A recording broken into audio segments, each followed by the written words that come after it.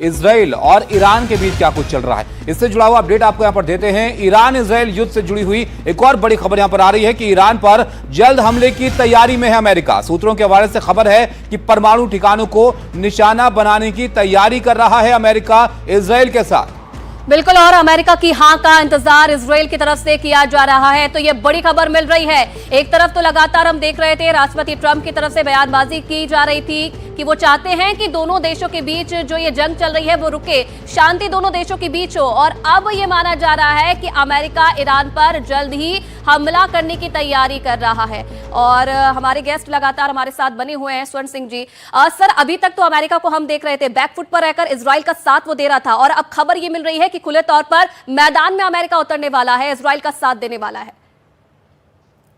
हालांकि जिस तरह से जाना जाता है राष्ट्रपति ट्रंप की रणनीति को इस बात को लेकर, वो यही था कि वो ज्यादा से ज्यादा इजराइल को हथियार मुहैया करा सकते हैं, जो खास हथियार चाहिए, जैसे बंकर बस्टर बम, जो बहुत बड़े बम होते हैं, और शायद उसके लिए B-2 बॉम्बर भी मुहैया करा सकते हैं इजराइल को। पर उनकी भाषा में अब एक शब्द वी आना शुरू हुआ है, मतलब हम मिलकर ईरान की चिंता से उलझेंगे। तो उससे लगता है कि शायद सीधा भी अमेरिका उसमें उतर सकता है। हालांकि ये संभावना बहुत कम लगती है, क्योंकि शुरू से उन्होंने लगातार कहा है कि वो अपने सैनिकों को जमीन पर दूसरे देशों के युद्ध में नहीं उतारेंगे, केवल हथियार मुहैया कराएंगे या फिर दूसरे जो उनके तरीके हैं, चाहे वो टैरिफ बढ़ाने का हो या सैंक्शंस लगाने का हो या टेक्नोलॉजी डिनायल करने का हो, उस तरह से वो दबाव बनाएंगे दूसरे देशों पर अपनी बात मनवाने के लिए। पर ये बदलते हुए माहौल में लगता है कि शायद यदि सीधा आक्रमण ना भी करें ईरान के ऊपर, तो वो एक तरह से फोर्स प्रोजेक्शन अपना स्वर्ण जो सिंह बड़ा जी, अभी तक जो समुद्री कोशिश घेरा लग रही थी डोनाल्ड ट्रंप की, तो वो ये दिख रही थी कि वो चाहते हैं कि वो किसी तरह से मीडिएशन करें, उसका क्रेडिट उनको यहां पर मिले कि मैंने लड़ाई यहां पर रुकवा दी है। लेकिन अब वो कह रहे हैं कि खमेनेई कहां है ये हमें पता है, ठिकाना हम यहां पर जानते हैं, और जिस तरह के अपडेट आ रहे हैं वो साथ में आ सकते हैं इसराइल के हमले करने के लिए। आपको लगता है कि स्टेज पर अमेरिका शामिल होगा इसराइल के साथ इस लड़ाई में? क्योंकि इस वक्त मध्यस्थता का, युद्ध विराम का जो संभवता है वो ऑलमोस्ट खत्म हो चुकी है। ना तो नेतन्याहू युद्ध को बंद करने की बात कर रहे हैं, और ईरान भी युद्ध करने की, युद्ध विराम के लिए कुछ उनकी कंडीशंस है कि वो उनका जो न्यूक्लियर प्रोग्राम है वो बातचीत के लिए वो उस पर बात नहीं करेंगे वो, और उनका वो संप्रभुता का अधिकार है।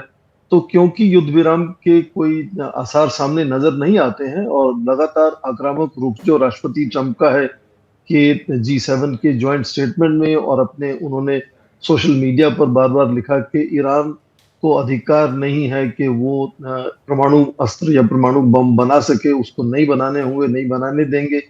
तो उसके लिए तो एक अलग तरह का युद्ध लड़ना होगा, क्योंकि वो जो उनके न्यूक्लियर फैसिलिटीज हैं वो बहुत ही सिक्योर हैं, डीप अंडरग्राउंड है, और उसके लिए बड़ी खास तरह का युद्ध लड़ना होगा।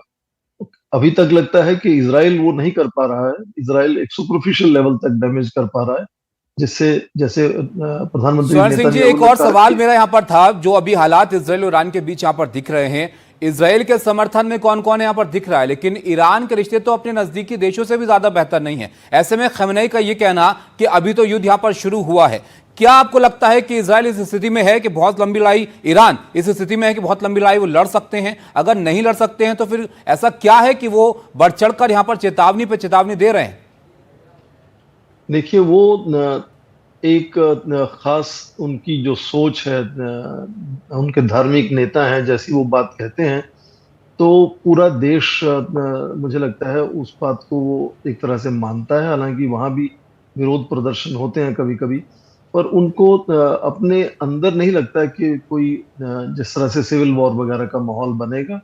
और यदि वो नहीं बनता है तो वो लगातार जब तक उनसे हो सकेगा वो युद्ध लड़ते रहेंगे। खासकर युद्ध समाप्त कब होगा ये मुझे लगता है इजराइल के हाथ में ज्यादा है बजाय के ईरान के हाथ में, क्योंकि इजराइल आज ज्यादा ताकतवर देश है, उसके दोस्त देश बड़े ताकतवर हैं। ईरान ने हाल ही में कहा कि पाकिस्तान अपना न्यूक्लियर बम यूज करेगा उनके तरफ से, तो पाकिस्तान के जो रक्षा मंत्री हैं उन्होंने वो कह दिया कि वो नहीं इस तरह से उसमें शामिल होंगे।